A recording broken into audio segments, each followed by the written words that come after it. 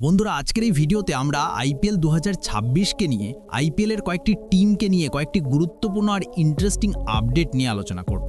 তাই ভিডিওটি তোমরা অবশ্যই শুরু থেকে শেষ পর্যন্ত অবশ্যই দেখো এবং যারা আমাদের চ্যানেলে প্রথমবার এসেছো তারা অবশ্যই চ্যানেলটি সাবস্ক্রাইব করে নিও। তো চলো শুরু করা যাক।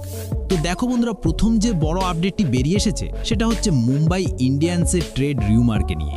শোনা যাচ্ছে মুম্বাই ইন্ডিয়ান্স নজর দিয়েছে লখনৌ সুপার জায়ান্টসের তরুণ পেসার ময়ঙ্ক যাদবের উপর, কারণ লখনৌ ম্যানেজমেন্ট নাকি ময়ঙ্ককে রিলিজ করার কথা গুরুত্বের সঙ্গে ভাবছে। 11 কোটি টাকার এই গতিময় বোলার লখনৌর জন্য তেমন উল্লেখযোগ্য পারফর্ম করতে পারেননি, তাই দলটা চাইছে তাকে ছেড়ে দিয়ে পার্স মানি বাড়াতে। আর এই খবর শোনা মাত্রই মুম্বাই ইন্ডিয়ান্সের টিম ম্যানেজমেন্ট যেন একেবারে নড়ে চড়ে বসেছে, কারণ মুম্বাই ইন্ডিয়ান্স তারা বুমরা, বোল্ড, দীপক চাহার ও হার্দিকের সঙ্গে আরেকজন এক্সপ্রেস পেসার যোগ করতে মরিয়া। তাদের লক্ষ্য বল হাতে গতি আর আক্রমণের মিশ্রণ তৈরি করা, ঠিক যেমনটা মুম্বাই সবসময় করে এসেছে। তবে এখানে আছে সবচেয়ে বড় টুইস্ট।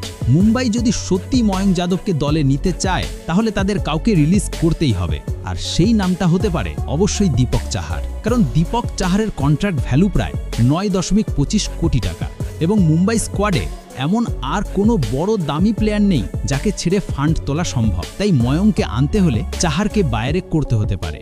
রিপোর্ট অনুযায়ী এটা হতে পারে একটা ডিরেক্ট ট্রেড ডিল।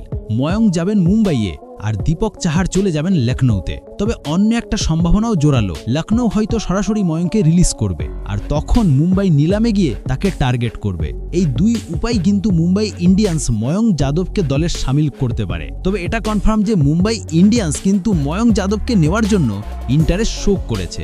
এর পাশাপাশি দ্বিতীয় আপডেটটি বেরিয়ে আসছে আইপিএল রিটেনশন ডেটকে নিয়ে। রিপোর্ট অনুযায়ী আইপিএল 2026-এর রিটেনশনের তারিখ নভেম্বরের 15 তারিখকে নির্ধারণ করা হয়েছে, অর্থাৎ আগামী 15ই নভেম্বর দেখা যাবে রিটেনশন ডে অনুষ্ঠিত হতে, যেদিন সব ফ্র্যাঞ্চাইজি তাদের রিলিজ করা ও রিটেন করা খেলোয়াড়দের অফিসিয়াল তালিকা প্রকাশ করবে এবং সেই দিনে আমরা জানতে পারবো কোন খেলোয়াড়রা নিলামে উঠবে আর কারা থাকছে নিজেদের পুরনো দলে। সহজ কথায় ওই দিন থেকে শুরু হবে আইপিএল 2026-এর কাউন্টডাউন। তাই তোমরাও এখন থেকে প্রস্তুত হয়ে যাও, কারণ আইপিএল 2026 শুরু হতে আর বেশি সময় নেই। তাই তোমরাও যদি আইপিএল সম্পর্কিত সমস্ত লেটেস্ট আপডেট জানতে চাও তাহলে আমাদের এই চ্যানেলটি সাবস্ক্রাইব করে নিও এবং সঙ্গে টেলিগ্রাম চ্যানেলটিও জয়েন হয়ে যেও। সেখানেও আমরা আইপিএল সংক্রান্ত আপডেট দিয়ে থাকি, তাই মনে করে টেলিগ্রাম চ্যানেলেও জয়েন হয়ে যেও। লিংক এই ভিডিও ডেসক্রিপশনে দেওয়া আছে। এর পাশাপাশি তৃতীয় যে আপডেটটি বেরিয়ে আসছে সেটা হচ্ছে হর্ষিত রানাকে ঘিরে। আর এইবার তাকে সরাসরি মন্তব্য করেছেন ভারতের অভিজ্ঞ স্পিনার রবিচন্দ্রন অশ্বিন।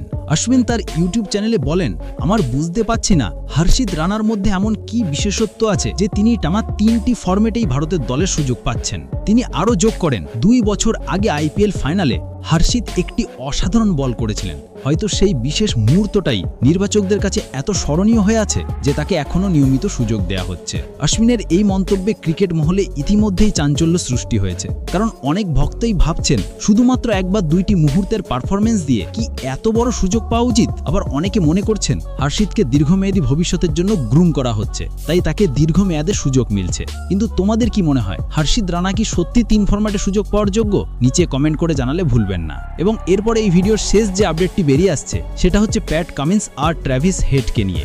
একটা আইপিএল ফ্র্যাঞ্চাইজি নাকি সরাসরি প্যাট কামিন্স আর ট্র্যাভিস হেডকে অফার করেছিল 58 কোটি টাকা করে, মানে $1 মিলিয়ন বিশাল অঙ্ক।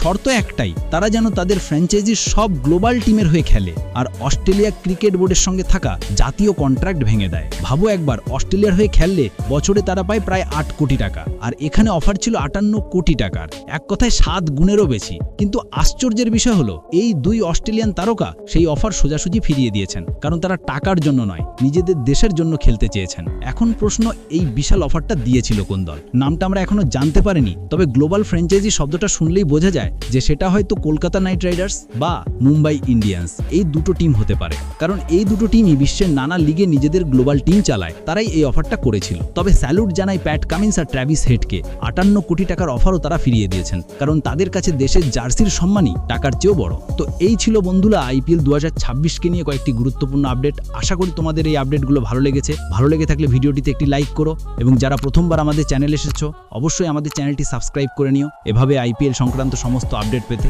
ধন্যবাদ।